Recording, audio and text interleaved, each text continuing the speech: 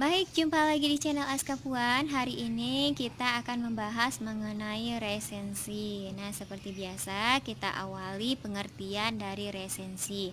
Resensi adalah penilaian terhadap suatu karya ilmiah, baik buku, drama, film, teater, dan lain-lain. Nah, jadi resensi itu adalah penilaian ya, yaitu seseorang yang memberi penilaian terhadap suatu karya, ya baik itu dia karya ilmiah, buku, drama, film, teater, dan lain-lain. Ya, resensi itu adalah penilaian. Kemudian yang kedua yaitu tujuan resensi. Tujuan dari resensi itu adalah memberi informasi kepada masyarakat terhadap suatu karya. Nah, ini maksudnya adalah memberi informasi kepada masyarakat baik atau tidak baiknya, layak atau tidak layaknya suatu karya itu dipublikasikan ya kepada masyarakat. Nah, ini dia tujuan resensi itu, untuk dia memberikan informasi kepada masyarakat baik atau tidak baiknya, layak atau tidak layaknya suatu karya. Kemudian yang ketiga yaitu resensi dibagi dua. Nah, resensi yang pertama yaitu resensi karya fiksi, yang kedua adalah resensi karya non-fiksi. Nah, kita lihat perbedaan keduanya. Yang pertama yaitu resensi karya fiksi. Resensi karya fiksi itu biasanya meresensi novel ya, kemudian roman dan juga kumpulan cerpen ya. Nah, pada penulisan karya fiksi hanya memberikan sedikit bayangan karangan berupa sinopsis tanpa membocorkan akhir cerita. Dan di akhir resensi terdapat penilaian. Nah, maksudnya ketika kita meresensi karya fiksi yaitu berupa novel, roman dan juga kumpulan cerpen, yaitu kita isi yaitu kita beri sedikit bayangan isi dari ceritanya, tetapi tidak membocorkan akhir ceritanya ya. Dan di akhirnya ditambahkan dengan penilaian. Nah, penilaian ini maksudnya yaitu kelemahan dari buku itu atau keunggulan dari buku itu ya, atau dari suatu karya. Kemudian resensi karya non-fiksi. Nah, bagaimana perbedaannya? Nah, jika resensi karya non-fiksi ini dia tidak mengulas tentang isi bukunya. Nah, kalau dia resensi karya fiksi dia mengulas isi bukunya tetapi tidak membocorkan akhir ceritanya ya, hanya sedikit saja ceritanya. Kemudian kalau dia karya non-fiksi tidak mengulas tentang isi bukunya tetapi langsung pada penilaian kelebihan dan kelemahan pada buku tersebut. Itu dia perbedaan antara resensi karya fiksi dan resensi karya non-fiksi.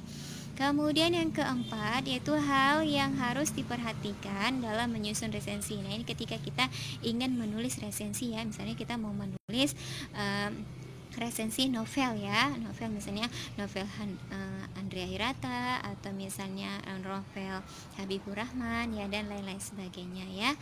Kemudian yang pertama yang harus kita tulis yaitu identitas buku. Nah, identitas buku itu mencakup judul buku. Nah, kita tulis dia judul bukunya apa, kemudian nama penulisnya kita tulis siapa, kemudian penerbitnya ya, penerbit yang mana, kemudian tahun terbitnya tahun berapa, kemudian tebal bukunya dan juga jumlah halamannya kita tulis sesuai dengan buku yang ingin kita resensi. Kemudian tahap yang kedua yaitu setelah kita tulis identitas buku, masuk kita bahagian pendahuluan. Nah, isi dari bahagian pendahuluan ini yaitu memaparkan mengenai pengarang buku. Seperti pengarang bukunya ya, kita paparkan mengenai pengarang bukunya seperti karya-karya lainnya selain dari yang kita resensi ini ya. Misalnya karya-karya yang lainnya, misalnya ada dia juga menulis puisi ya, kita terakan judul puisinya. Kemudian bisa juga pada bahagian pendahuluan ini kita isi dengan sejak kapan ia menulis ya, atau sejak kapan dia merintis karirnya. Nah, itu isi dari pendahuluan. Kemudian yang ketiga, yaitu tubuh resensi berisi sinopsis dari karya yang diresensi dan dilanjutkan dengan mengemukakan kelebihan dan kekurangan dari isi karya resensi. Nah, ini maksudnya eh, ketika kita menulis resensi novel ya. Nah, begini tahapannya. Nah, yang pertama ada identitas, kemudian ada pendahuluan ya, kita terapkan karya-karya lain dari pengarangnya. Kemudian pada isi resensinya itu kita kita kemukakan ceritanya sedikit. Nah, kemudian kita kemukakan juga kelebihan dan kekurangan dari buku yang kita resensi ini ya. Terus yang kelima yaitu unsur kebahasaan teks resensi. Nah, yang pertama yaitu menggunakan kalimat majemuk setara dan kalimat majemuk bertingkat. Nah, nanti kalau misalnya teman-teman ingin saya membuat perbedaan antara majemuk setara dan majemuk bertingkat, silahkan komen aja di kolom komentar. Nah, itu yang pertama ya, unsur kebahasaan teks resensi yaitu menggunakan kalimat majemuk setara dan juga majemuk bertingkat. Kemudian yang B yaitu banyak menggunakan konjungsi ya. Konjungsi itu sama halnya dengan kata penghubung. Kemudian yang ketiga yaitu pernyataan saran ditandai dengan kata. Nah, ini dia banyak ya. Saran itu biasanya kita bubuhkan ya, atau kita gunakan kata layak, harus, kemudian hendak, jangan, dan lain-lain.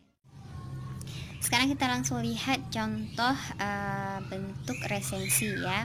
Nah, begini contohnya ya, begini. Nah, ini dia contoh resensi ya. Baris pertama itu yang kita tulis ada resensi buku Sepatu Dahlan. Sepatu Dahlan ini adalah novel yang kita resensi atau novel yang akan kita nilai. Kemudian masuk pada identitas buku. Begini tata cara penulisannya. Kemudian masuk pada pendahuluan, yaitu menyangkut pengarangnya dan juga karya-karya pengarangnya. Di sini katanya penulis telah banyak melahirkan kumpulan cerita pendek dan novel Sepatu Dahlan merupakan buku ke-14 yang dibuatnya. Berarti ini masuk pada karya-karyanya. Kemudian si penulis ini bekerja sebagai penyunting lepas dan aktif dalam berbagai kegiatan literasi. Nah, ini ada kegiatan dari penulisnya. Kemudian masuk pada bahagian tubuh resensi ya, dimana isi dari tubuh resensi itu adalah sinopsis ya, sedikit cerita dari novel ini, kemudian diberi penilaian yaitu kelebihan dan kekurangan dari novel ini. Nah, dari sini ini adalah bentuk awal sinopsisnya ya, isi singkat ceritanya.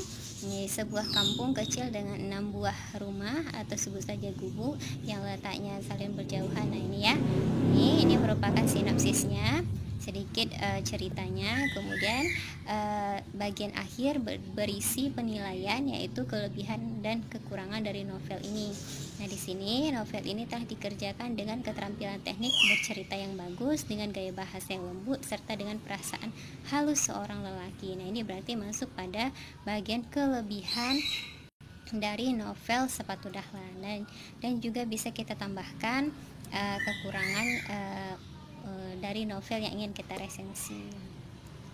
Baik, itu saja yang bisa saya bagi untuk resensi.